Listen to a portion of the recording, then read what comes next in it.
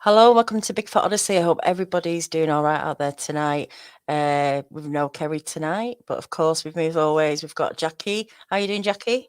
Doing awesome. How are you, Daniela? I've been good, been doing good.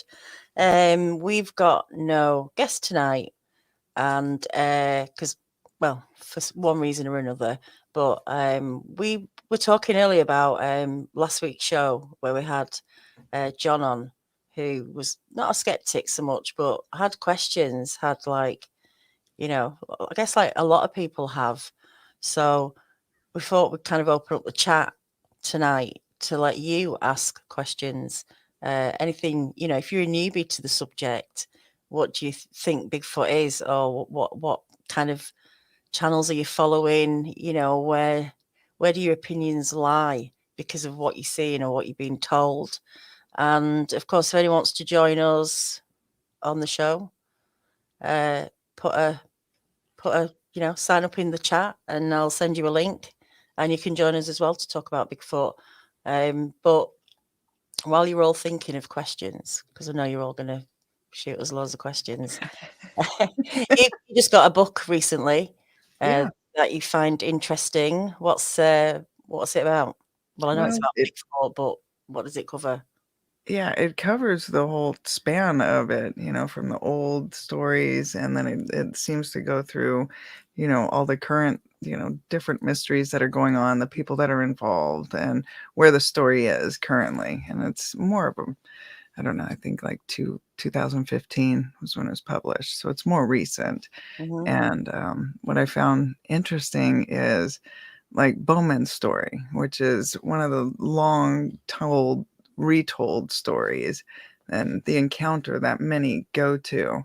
And it just seems so fascinating to me that it's stood this test of time. And I think a lot of it is because of who told it, Theodore Roosevelt. And so because of that, I think it holds that weight.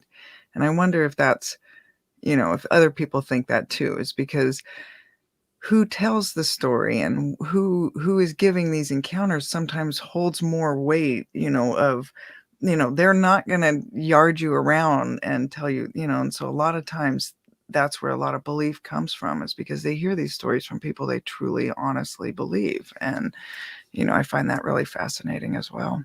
Mm. I mean, how many sort of like known people have seen this thing, Right. and have talked about it or haven't talked about it? Because that would add a lot of weight to it, wouldn't it? I mean, Yeah, unfortunately, you can't just rely on the people that have seen them. Like you say, it needs something, doesn't it, for people to really, prick their ears up and listen, which yeah, is sad. it is. Yeah, it's like when I was telling my family and stuff about it, and I've told all of those stories, for so many times because they were so odd to me, but never before had I thought about it in that context until, then. And it was like, wait a minute, and how many other people are out there like that that have had these bizarre stories out there in the woods and never put the two together. And then, you know, even Mm, that chatter, when you hear that, and it doesn't sound like it's definitely a language. There's some distinguishable communication being shared, but you can't make it out. And I'm curious how many other people have heard that, like we spoke with, last week. from a And so distance, from a mhm, distance, it could just be yeah, someone talking, or like Kerry said, kids yep. playing. But But when you you're in just a location, yeah, that's where it gets weird. When it's so far removed and you're like, okay, 3 in the morning and you're hearing these things, it's like, okay, you start removing variables rather quickly. mm, it's Yeah. must really play with your head, Yeah. especially if you don't know. Uh, Yeah.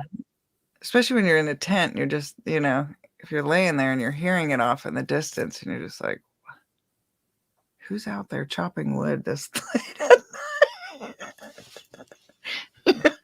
yeah, They didn't plan well. I can't even imagine. I can't even imagine.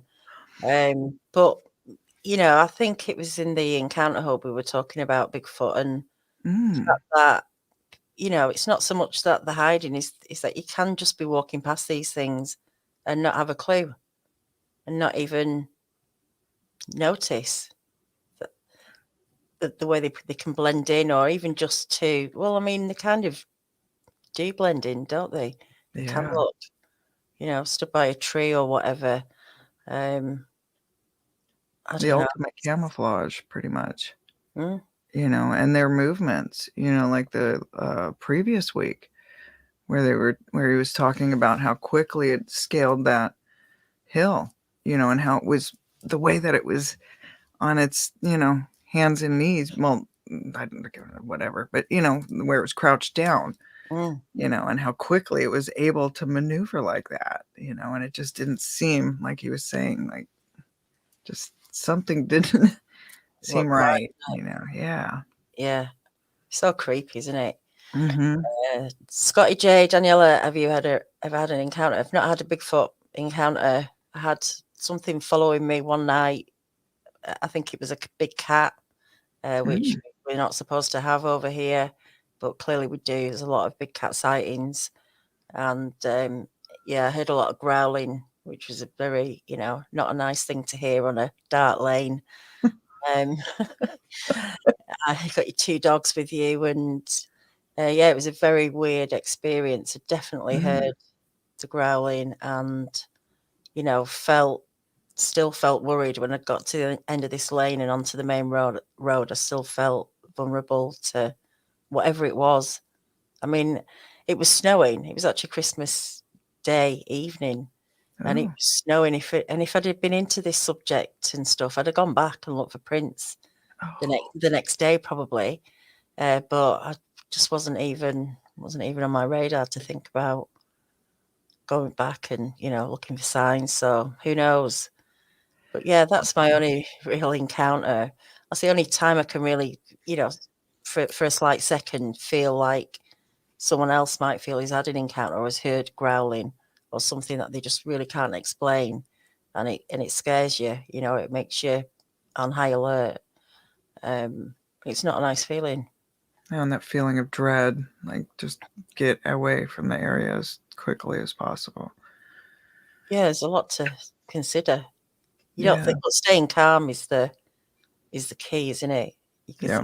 stay calm and just, I Yeah. mean, probably only, took me 10, 15 seconds to get off the lane. I don't even know, but yeah, never thought about getting my camera out and taking a picture. Yeah. Definitely was the last thing on my mind. But yeah. Robert Den, do you find people on YouTube who do outdoor videos? Sorry for the poor wording on the other question. Is that what you like? People who do outdoor stuff? There's a lot of people doing outdoor stuff and who are always in the woods. I follow some of those channels because I just love the way people build things and, set a Yeah. fire up and survive for the night and have a really, it's just interesting. But I don't know any that have said they've had a Bigfoot encounter. Huh. I like a lot of outdoor gear Yeah. review. Oh, And there yeah. was one of the guys that I follow who does a lot of really good gear reviews. He was out there and he never ever has talked about the subject ever. And one night he was like, "Oh, I think," and he Oh, even put it in the title of his video. And I was like, "Oh, hook, line, and sinker, you have me." The two topics, gear review and yeah. Bigfoot. I'm in. It was pretty interesting, and he went through the night and, something was around his camp and wouldn't leave him be. And just, and he heard it walking and it's that Mm. distinct, that heavy, you're just like, okay, let's go through the list of what that could be. It's pretty slim. The outdoor boys. Do you follow them? A guy with his little kids, and he I don't, goes camping. I think he's in Alaska, maybe. He's always huh. building something, or he's always got everything that he needs. And Oh, he took his little kid with him. He was only like 3 years old or something. And they went to this place where there was like these huge rocks with like gaps between them, and they ended up camping in between a nook in these oh, like. nice. And it was snowing. There was like icicles, so it had to take a while before the fire had melted all these icicles, so it wasn't dripping. Anyway, they stayed there, they camped, they ate and everything. And he woke up about 6 o'clock in the morning, 7 o'clock, and he went, "Yeah, I had an interesting night." He said, "I think I heard a tree fall over and some footsteps or something like that." And I thought, that sounds like Bigfoot.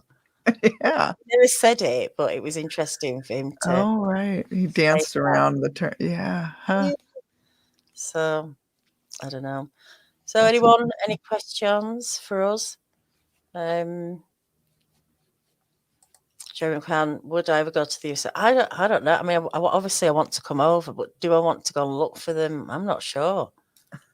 I mean, I've talked to a lot of people, and it's not really a good ending, is it? It's not a nice thing to experience, but maybe being aware would change that. But how do you plan it? You can't. They either If like you walk into one or see one from a distance. if you could choose anywhere in America to come and go look, where would you want to go? Like where would your maybe top 5 choices be? Oh God, I've no idea. Hmm. Well, Florida scares me. Okay. When you listen to Mark and those things down there. I know. That is creepy. Yeah. So I don't know whether I'd say, I don't really know. Oklahoma doesn't sound good, does it? Brown Springs doesn't sound like a good place for weird stuff going on, and I'm not sure. Hmm. I'm not sure. Who knows? I don't think I could, plan one place going off people's encounters. I mean, like, why Yeah. would I? It's not like say it's the best holiday. It's not like Right. people coming on telling me where's the best place for a holiday. It's like, actually, don't go there. So Right. there's lots of places on the map that I'm probably not going to go. Like the Headless Valley, Exactly. Nahanni Valley, or Oh yeah, yeah. all that. But yeah, I definitely want to come over. Yeah, I want to see a Bigfoot, because not to know that it's true, because I do believe, it's out there, but to see it would be a really, would really seal the deal. Yeah. Because it's really hard to imagine what this thing, looks like, even though you see, the images that Larry draws and the descriptions people give. I mean, I don't know. It just seems too wild to be true, but it is true. But it's like you need to see it Right. Right. as Yeah. much as When people who've seen it once want to see it again. It's probably just like that, it becomes this, I don't want to say obsession, but there is that obsessive, I don't want to say, that's like a curiosity or a need to answer some questions, like why? Why isn't there like National Geographic out there? Like, why what Yeah. is it about this topic that is off the chart? Like why is it set aside by scientists, and stuff like that? Why isn't it taken more seriously, considering the overwhelming amount of evidence that there is? Hmm. I mean, like, I don't know Has who anyone contacted National Geographic? I Maybe don't maybe maybe we know. need to reach out. Ooh, maybe. Say what's Yeah, going on. They're not maybe they just haven't. quiet. Yeah, maybe they haven't even thought of it. Huh? That's interesting. But yeah, be Uh, interesting. Definitely. Jerry, yeah, 100%. It would. Oh yeah. But would I want to go to the place where he had his that He thing? doesn't even want to go back there. So there's that. They hiding behind him. Right. And You go he's going to be first. hiding behind Linda. It'll be awesome. Linda, lead the way. She would. Could you imagine it? So funny. She'd own it. So if anyone wants to join us and talk Bigfoot, you're welcome to. Let me know in the chat, and I'll send you a link. We've got any more questions? Let's go back to last week though, when John was on. He asked some good questions and like some really obvious stuff that if you haven't seen one of these things, there's just these questions that you're going to have that everyone has, you know, because it's so hard to believe. It is. For the majority, that's all I'm saying. Mm-hmm.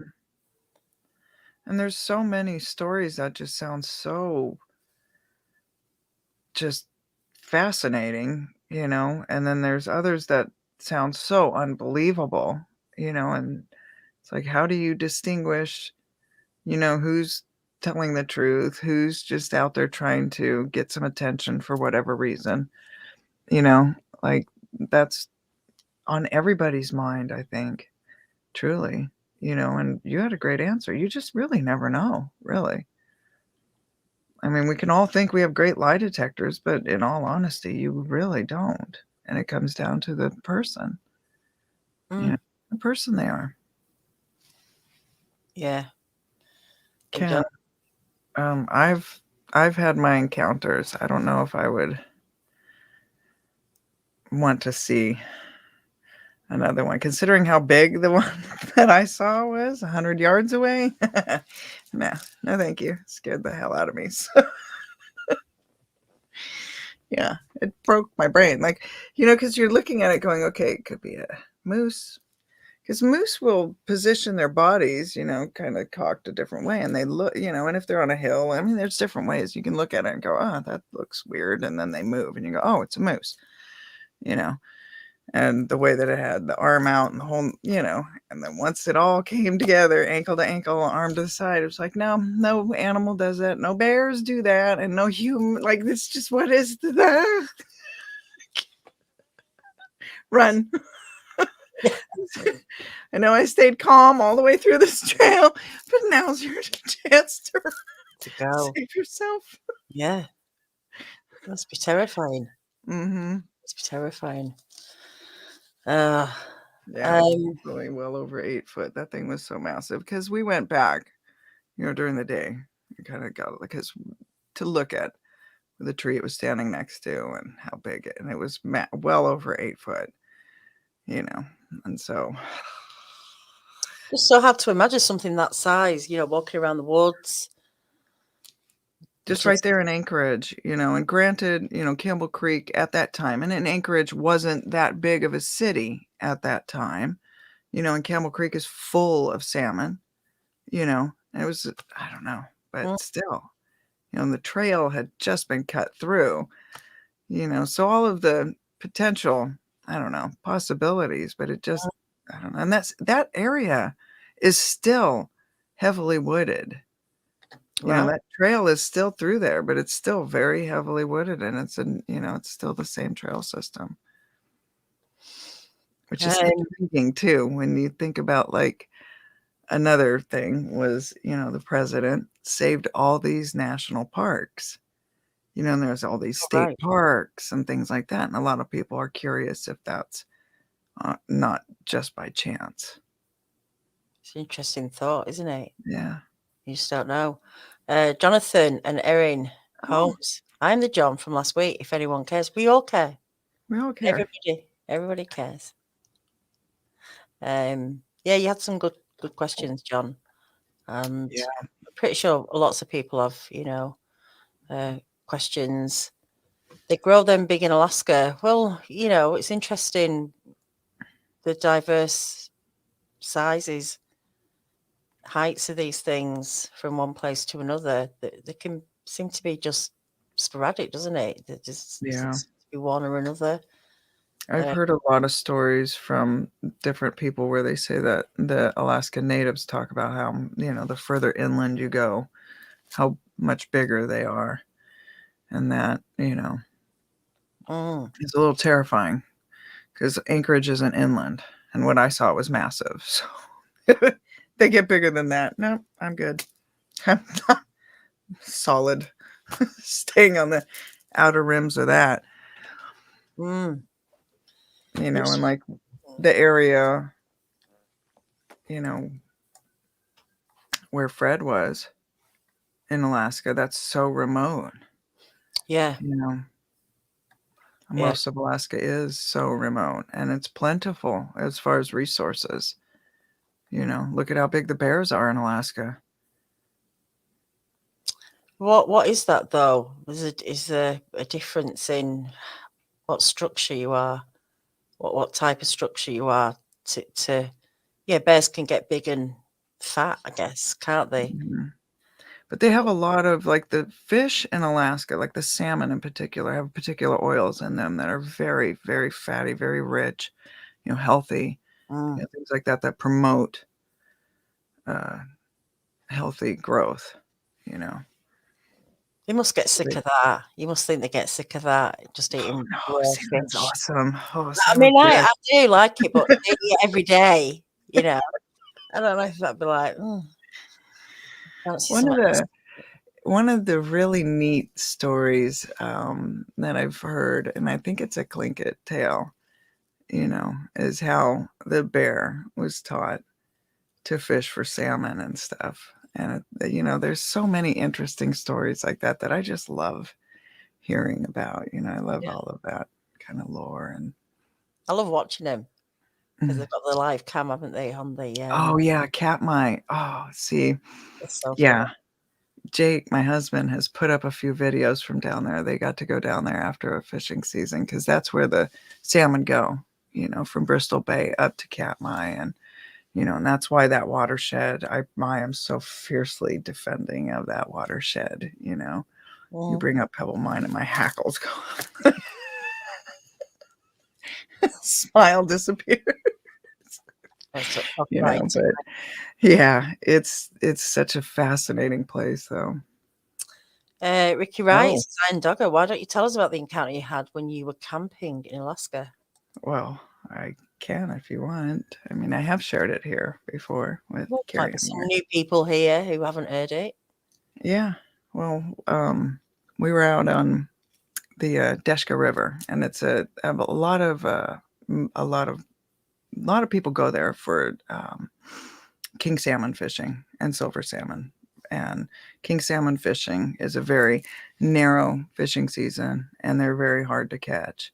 And so my ex at that time was a guide, and his family guided that river system for years and years.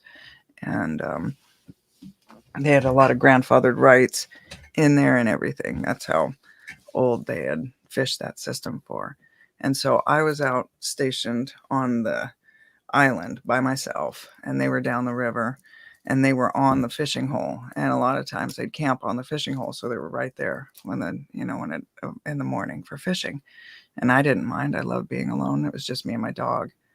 And that night I was sitting there, and I just finished making myself dinner and put everything away, and I could hear these people across the bank. And across the bank from where I was not where anybody would be. It's horrible conditions, and the branch, like, it's just like, the alders are like this, and they're tied in. It's just wet and soggy and anyhow. So I was listening to him going, oh great, I'm gonna have to go rescue these people, more than likely. And they sounded so unique. Like, you could tell they were talking, and there was this whistling and all of this loud, rambunctious stuff going on. And so I was like, oh, they're definitely drunk. They're definitely drunk over there. And so as I was listening,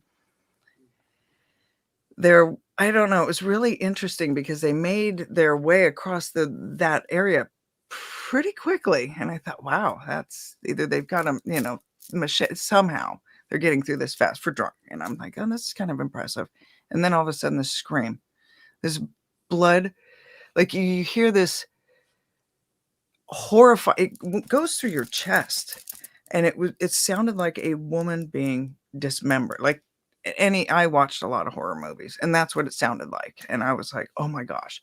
So I run over, grab the keys, grab the mag light, grab my casoul, and head towards the boat. And my dog is right at my heel. And I'm whistling across there, and I'm, got the mag light on there, and I'm, screaming, you need help, you need help. And it went silent, just eerie, deathly silent. And I was just scanning that bank and scanning and scanning, and you can't see anything. Like there's nothing over there. And in Alaska, when it's like that kind of, like it doesn't get dark at that time, but it's still enough darkness in the woods that you can't see anything. So I'm looking in there going, I can't see anything. But I was willing to go over there. Anyhow, my dog was like, psht, bails off the boat. I was like, oh, okay, that's weird. Like that, okay. And so something was just like creepy came over me. So I was like, okay, I'm just gonna kind of back away. And as I was, got up and I was sitting around camp and just listened and listened, and something was coming across the river. I thought, oh, nothing crosses that Matsu River. Like that's not something humans will be swimming in. Like it's cold. It's, that those waters are glacier fed. It's cold, fast flowing rivers. They're not to be taken lightly, and they've got a lot of debris in them. And so as I'm listening, I'm like, well, there's only two things that are going to cross that river. It's either going to be a bear or a moose. And so I'm waiting and waiting. And it comes up, and you can hear it reach the edge right on the island. And it comes out of that water. And when something comes out, when animals come out of the water, if you've spent any amount of time with, like I had, like by the time I was 9, I'd spent so much time in Alaska. It's ridiculous. So I had been plenty you're used to hearing all these sounds. Anyhow, when you're used to hearing bears come out of the water and moose coming out of the water, those sounds. Well, that's what it sounds like, something massive coming out of the water, and you can hear the water dripping off of it and stuff. And you're like, oh, it's going to be a rough night, because my dog got me in more trouble than anything, especially with moose. Oh my goodness. My mom can tell you some horror stories of that dog. He wasn't a mean dog. It wasn't, but thought everything was its friend. Anyhow. No. So as we were sitting there, I'm listening, and it's going around the camp. I'm thinking, oh, okay. But I had my Kasul, and I am telling you, that gun gives you so much confidence and just reassurance, because if anything's coming up on you, you really don't have to center, you're going to hit it, and it will stop anything moving. And so it gives you a lot of, ease of mind out there. Mm-hmm. So I wasn't too worried, and I've been charged by bears, So as we were sitting there, the dog walks over to this log and just kind of like perched, and just Radar. That was my dog's name, Radar. And that dog had these, like, it could hear. Anyhow, he was just laser focused on whatever was out there, and it was right there. You could hear it right there. And that's what I thought was odd, was like, okay, bears, they don't wait. They're not waiting around. They're not just like, they'll come in. And especially with what I had just cooked for dinner, like it was a very, heavy scent, and so like, oh, this is, and a moose isn't going to stand around watching you either. Like there's a lot of weird things that it was doing. So I don't know. I just didn't feel comfortable. So I thought, whatever, I'm going in my tent. Tents are so, I don't know. Safe whatever. in your tent. They are. That shield of protection. If I can't see it, it can't see me. Exactly. But it was a good tent. Like and back then Alaska had a Gary King store, and that had its own custom equipment for outdoors. And so this was an Alaskan custom tent for master guides. It was a master guide custom tent, and it was an amazing tent. It was dual layered. And so, I felt really comfortable in this tent. So when I went in the tent, it was like blackout, and you're in there. So I'm in the tent. I'm like, okay. And you can hear, and I figured whatever it was, if it was a bear, it was definitely going to go, because I never camped where the food was and stuff. Like, you're very smart about how you camp out there. Anyhow, so everything's stored but far away from where I'm camping. So I figured it's going to go over there and mess with the stove and all that. Here it comes right towards us. And I'm like, my dog went in my bag all the way to the bottom. I'm like, oh, okay. All right. That's okay. That's well. And I was almost a little thankful, because that dog got me in so much trouble with animals. And I thought, even if he growled, I was like, oh, it could trigger off anything. You never know. So I was a little thankful, but a little like weirded out. but okay. So and I got my casoul and I pulled the casoul out because I could hear it coming. And whatever it was came up and was, you can hear this along the, just lightly brush along the tent. Now the tent, like I said, it was 2 layers. So I can't see anything, but I'm like envisioning in my head, okay, it's coming this way. And I'm thinking, okay, the door's here. And I'm trying to imagine if it collapses the tent, if it's a bear and it collapses the tent, there's a few ways to handle the situation. And so I'm going through those things in my head. Like, how am I going to handle this? How am I going to handle this? Next thing I know, I hear the boat coming. And it's early in the morning, and I'm thinking, oh, something's wrong. They're off the fishing hole at prime fishing time. Something's wrong. Anyhow, they had heard the screams and thought it was me, the people that he was guiding out there. And so they wouldn't even fish. They were, we want to go check on it. And he was like, he kept trying to reassure them. If anything, you would have heard the gun. You would have heard the gun. She's fine. So when they got there, he was like, I told you, she's fine. Let's go. It was kind of one of those incidents. So, didn't want to look around and check on things. But there was definite prints there and they were so massive. I just figured inlaid bear, I made it through a bear experience, but I woke up with that gun on my chest out of its, and I don't sleep like that. How much time elapsed from then to then? I don't know, at least a couple hours, but it was definitely one of those weird experiences out there that I'm sure many other people have had that just can't really, like, it's kind of a little weird, Yeah.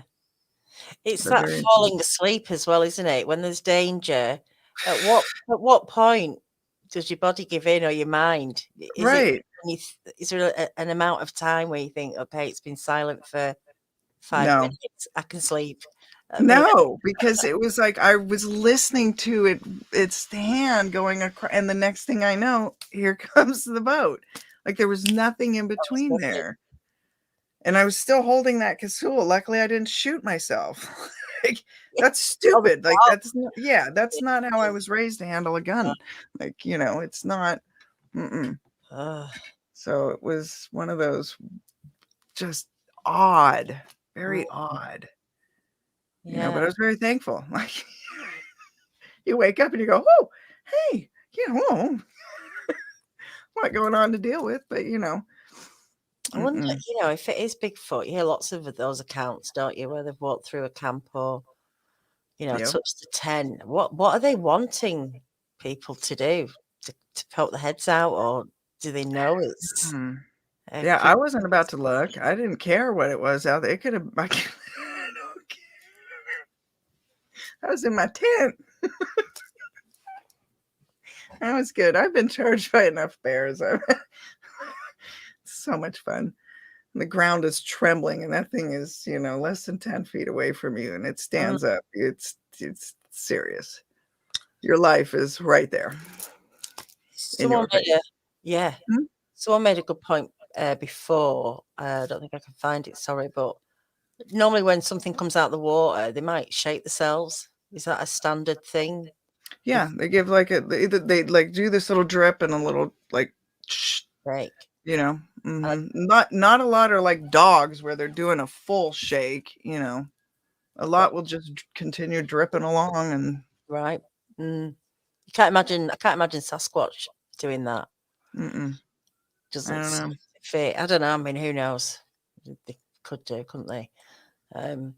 But yeah, I think if you're experienced, like you say, if you go out and you're used to sounds and you're watching them and you're experienced out there, then you're going to know when something's off.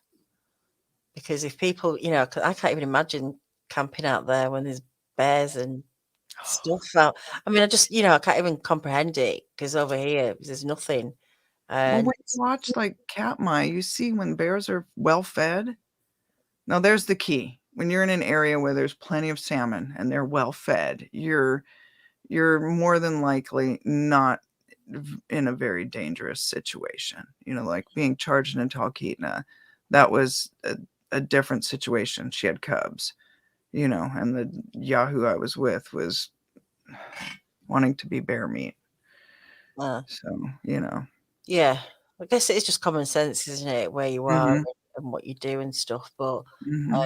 you're still going to be on alert. I'm pretty sure, t- just standard. Yeah. Then to know something's off. So Yeah, um, it's like my husband when he first came up to Alaska. He was very uneasy sleeping out in the woods surrounded by bears. You know, it's not a comfortable thing, you know, but it's something that I had been raised doing.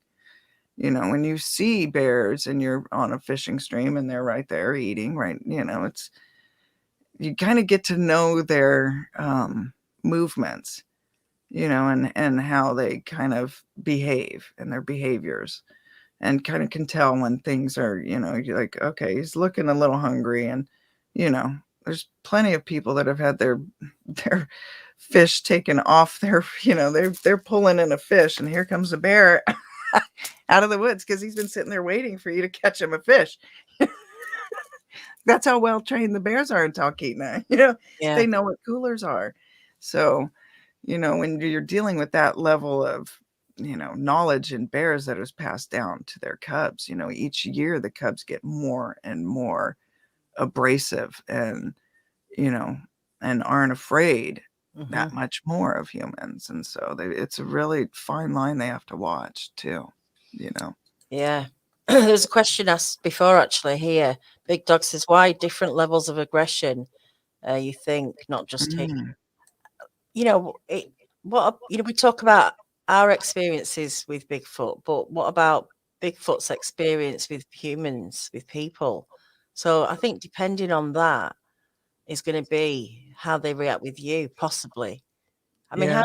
how many Bigfoot see people compared to people seeing Bigfoot? You know, and I think they probably see people more than we see them. Yeah. So they must have interacted with lots of people and maybe had different reactions. I don't know. Like that one that followed us and then stood out on the trail, that seemed more like a curious behavior more than anything. Like to me, looking back, it seems, you know, and as I was walking down the trail and trying to like figure out what animal would even be doing that, you know, it's like, okay, they're obviously curious. And that puts it in a whole different variable. Like what animals are curious enough to follow humans, you Mm, know?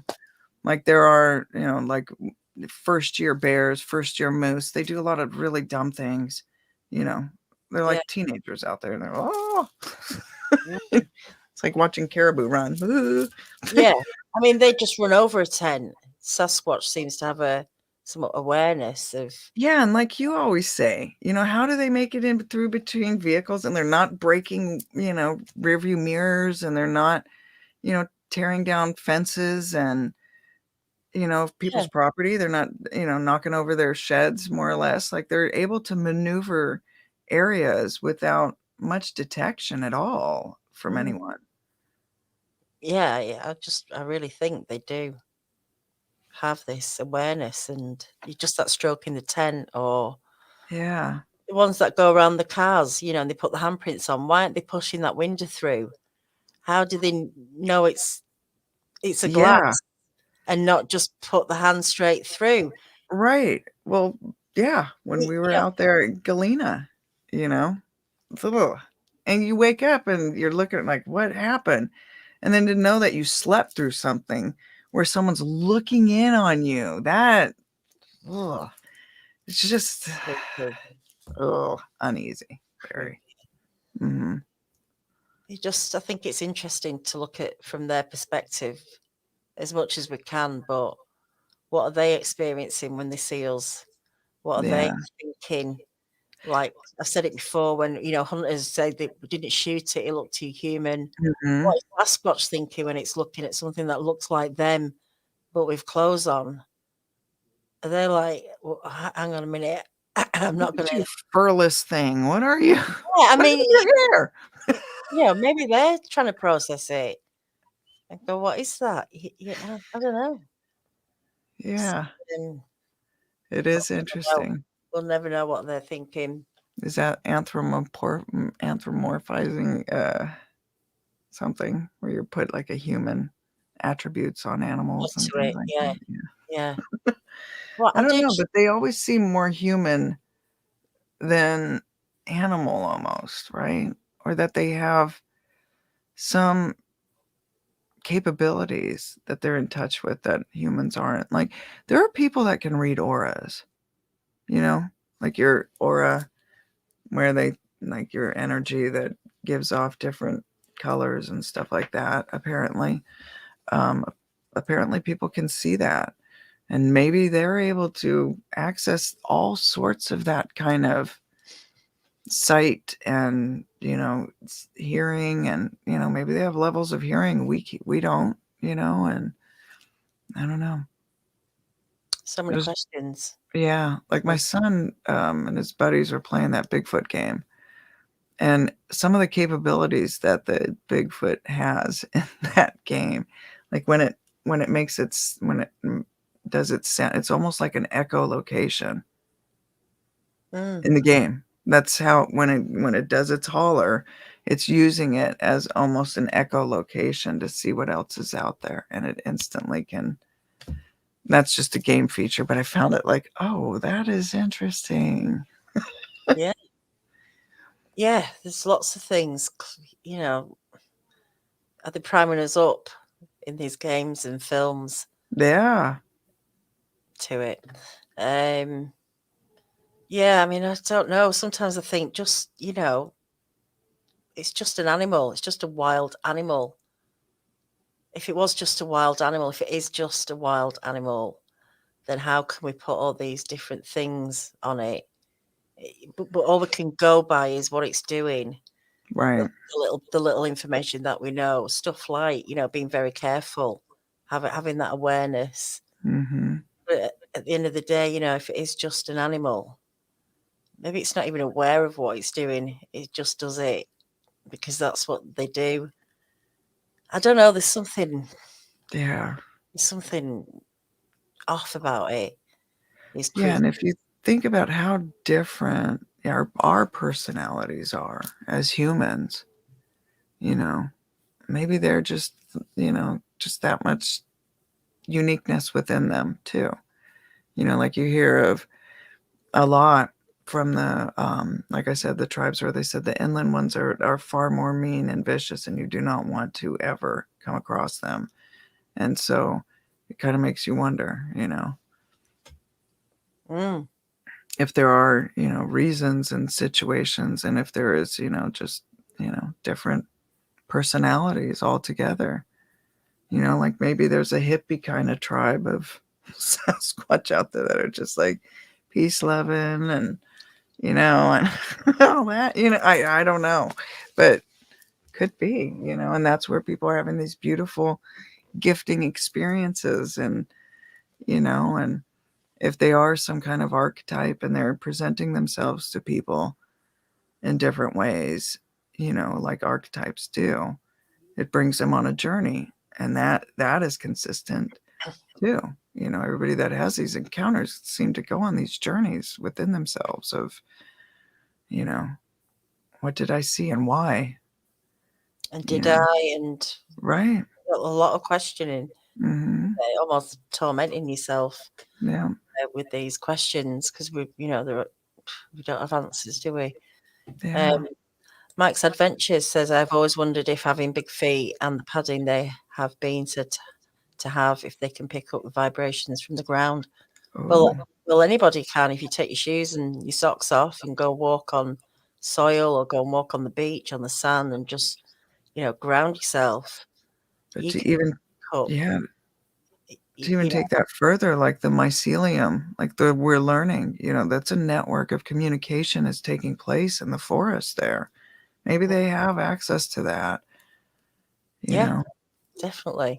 But and maybe that's why the trees are there's something with the trees and them, definitely. So yeah, I think this is why animals survive the way they do, because they're grounded and because they're drinking spring waters and mineral waters, oh yeah, and they're getting much better, probably better uh, minerals than we do. and so they will heal a lot easier than what we do. If they're getting energy EMF off the ground, that is FDA actually approved to knit bone together. So you have high pulsed EMF treatment if you break a bone. They'll do it in hospitals as a start to knit those bones together. So you have to wonder how creatures survive so well in the wild without going to the vets, because they don't do that, do they? But No, and they they get on with life. that's fascinating. Well, I don't have you seen the little animation of was my dad's Bigfoot or something? It's a cute little one that's out recently on Netflix. Anyhow, in that they get heal themselves. Right. That was one of their Yeah. many. Oh, that's interesting, huh? Mm. Huh. Yeah, I think so. I think all animals are getting the cream of the crop when it comes Well, to if you listen to like gurus and stuff and Buddhists and many of the Taoists, they talk about how you can get into that state of mind and truly heal yourself. Like monks are able to perform some amazing feats that are just incredible.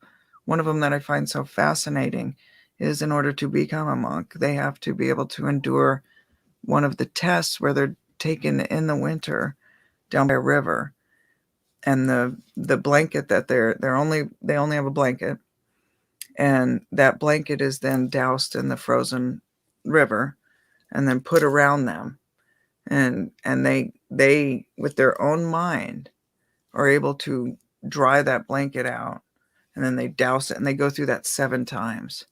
wow. It's a fascinating ritual but their mind over matter Mhm.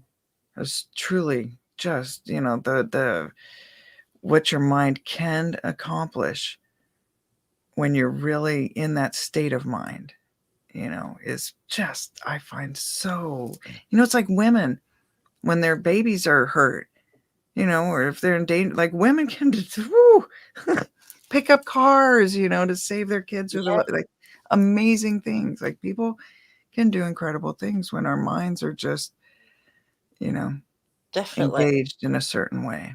Yeah, you can think Yeah. yourself to be whatever you need to be. And yeah, we're finding more of that metaphysical, through science more and more. The more that we learn about quantum physics, the more they're finding out like, whoa, Mm, there's a little bit more to this. yeah, it's fascinating. Hi, Mhm. Jodie. Jodie says, "Do you think Bigfoot only reveal themselves to certain types of people unless they are caught off guard?" Mm. I think a lot of the time that they're caught off guard. It's Hmm. possible. What about Kerry's one? I mean, that deliberately showed itself. It wasn't happy. Something to do with the turkeys, maybe. I mean, that deliberately put itself out there and didn't have to. Mm-mm. Now Carrie's encounter is terrifying. Because you're there with them. Like you could imagine just being like, "Hey, dude, I'm over here. You're screwing up my hunting. Like, come on, don't be ridiculous." And all of a sudden, like, "Oh, I'm Yeah. out." I mean, they just made sure, didn't they? Yeah. The message was, I mean, that's communicating, even without whatever it said, the intention of what that meeting was going to be about was him saying, all right, you know, leave the turkeys and get out. Yep. Yep. It's very clear, and he didn't go back.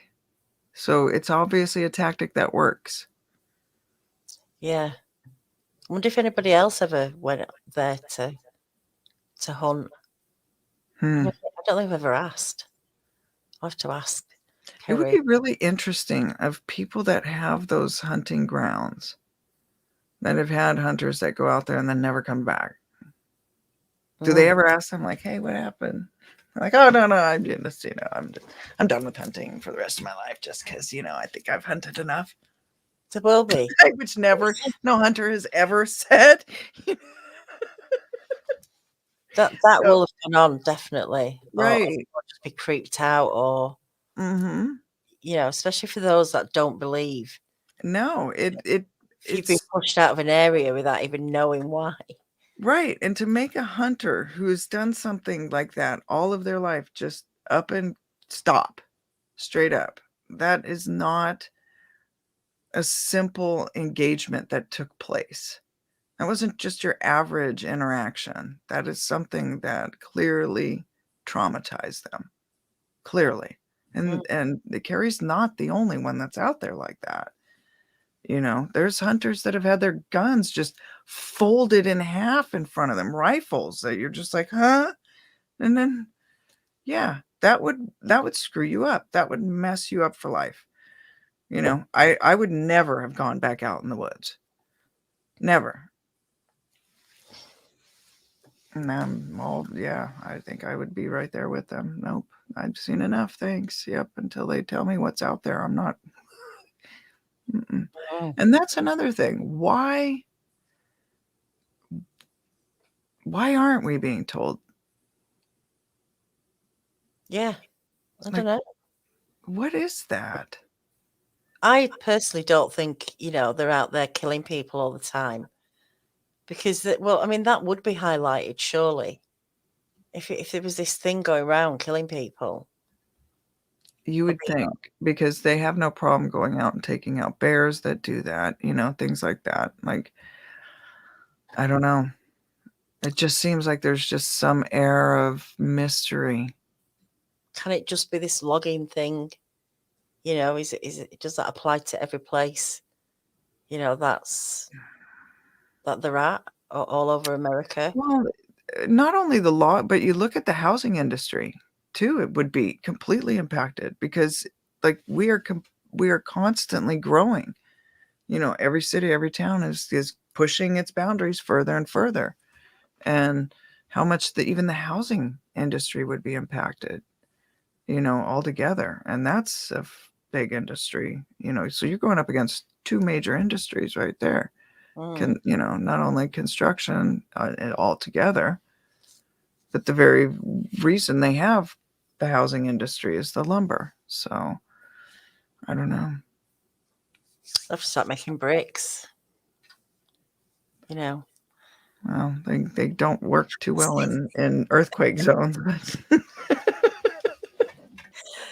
oh, it's interesting though, isn't it? That it's just so little information out there, and it's clearly obvious these things are out there. Um, I think we need to contact National Geographic Yes. and just send an email and see what they say. Let's see. Why aren't you covering Bigfoot? Why aren't you out Right. there looking for it? I mean, it took them 10 months to get the snow leopard, Oh well, you know? So, and we've known snow leopards have existed. Like we know where they and it took them how long to get them on video? Let's give them let's up it's time to up their challenge a little bit. definitely, Okay, definitely. you've reached the Throw it out pinnacle, so you think. there. Oh, limited in the government. Oh, why they're being quiet? Could be. Mm. Could be. Jean, unfortunately not tonight. Jason's got stuff to do, and I'm gonna have an early night because I got work tomorrow and stuff. Mm. So I've got to rest up for a bit. On Thursday night though, will be another encounter hub, which is a place where people can come and meet. It's not online. Well, it is online, but it's not live. It's not on a channel. It's never broadcasted. It's just a conversation with people who've had encounters and want to talk with other people who've had encounters. This week coming, it's going to be about paranormal stuff. If you've had a Bigfoot stroke paranormal encounter, get in touch if you want to join us. I will have a lady with us who's had some very strange encounters and would love to kind of compare notes or at least, talk to other people who have experienced things like that. It's only the fourth time we've done it. I've done it. I'm trying to get people together. I think the last one was a really good one. So reach out, send me an email if you want to join. If you've got something you want to share with us, where you don't have to be on camera or live or anything, come and join us on the Encounter Hub on Thursday. I think it's a really good thing that's going there, and people are getting something from it. So, yeah, just put my email there. So, yeah, How has that been going? it's going really good. That's really good. It's really good. I've had good feedback from people that they've, I think it's a great idea, Daniela. I yeah, really do. just feeling better to talk about their encounters. One lady last time has having all sorts of Bigfoot activity going on here, there, and everywhere, and she found it, a relief to be able to share and just talk about it with other people who were there. That's all it is. It's just a place to offload a little bit and maybe not feel crazy like you're the only one going through something, that people are experiencing the same thing, or that can actually offer help as well. Maybe, come out to your property. This is kind of just building up, but, I really wanted the Encounter Hub to develop into a place where people can find people locally if they need some help. And I'm not saying people can solve the problems, but if someone's too scared to go back on a property and wants to, and there's a researcher nearby that would want to meet up with them, they can do that. So like I say, it's slowly developing, but I think this is the way it's going to go. But yeah, I think it's a great idea. It's needed. I mean, there's a lot of people. You've heard plenty that no longer or don't even go out on their own property, yet they can't sell it, for whatever reasons, and they're almost prisoner of their own property. oh And yeah, that's your own space. That's and it should there's a be. lot of people that have cabins and stuff that won't go back out there because they went out there one night and nope, Yeah, you know. people need to reclaim their properties Yes, and not be scared. There must be ways, and there are people out there who can help, that's who've right. got good suggestions, and it's just getting people together and talking about it. So, like I say, get in touch, send me an email if you want to join us. Maybe not on this one with the paranormal stuff, but the week after that, it'll be about Bigfoot, and it won't just be me hosting them every week. I'm trying to get other channels to do that. I know Tex from Trinity Paracryptid, soon to be called Texas Front Porch, his channel. He's going to be hosting them as well. So there's going to be a few places for people to go who don't have to, like I say, come on screen and go live and have people scrutinizing everything they're saying. No, nobody's here to judge you. You don't have to prove anything. Just talk, and people are listening. So that's it, really. But look, we have come to. We've done an hour. Wow, that went by Yeah, fast. this was like 10 minutes, doesn't it? It It goes does. really, really quick. Um, you're right, Fred. Worry about the boundaries being crossed, window peeking, slapping walls. It's not nice, is it? It's life threatening. You just don't know the knock on effect of how people will react to stuff like that. And it might not even be the Bigfoot that causes an accident going off in your cabin or wherever, you get into panic mode. But the more awareness we can get out there, the better. The more people share their encounters, share the stories, Absolutely. people can deal better with the situation if it ever happens to them. If they're just a little bit, more aware of what is out there. But Yeah, like Chris just said, knowing. like Chris said, you don't have to believe it, but just be aware that there's a possibility that these things are out there. And all you people that have had encounters, it does help you have something really valuable to share to the pot to help people deal with theirs and to spread awareness. Yeah. So, all right, guys, thanks for everyone turning up in the chat. Yeah. Thank you, Jackie. We'll be here. There's no drawing Bigfoot this week, but we're here on Wednesday. It's a researcher's report. Got Ryan reading. I hope I said it the right way. I'm pretty sure I have. it is going to be good to catch up with Ryan and see where he's up to with his hunt for Bigfoot. Well, not hunt, I won't say hunt, search. It's probably a better word. So until then, guys, you have a good night and a good week, and we'll see you on Wednesday. Take care. Awesome. Take care. Bye. Bye.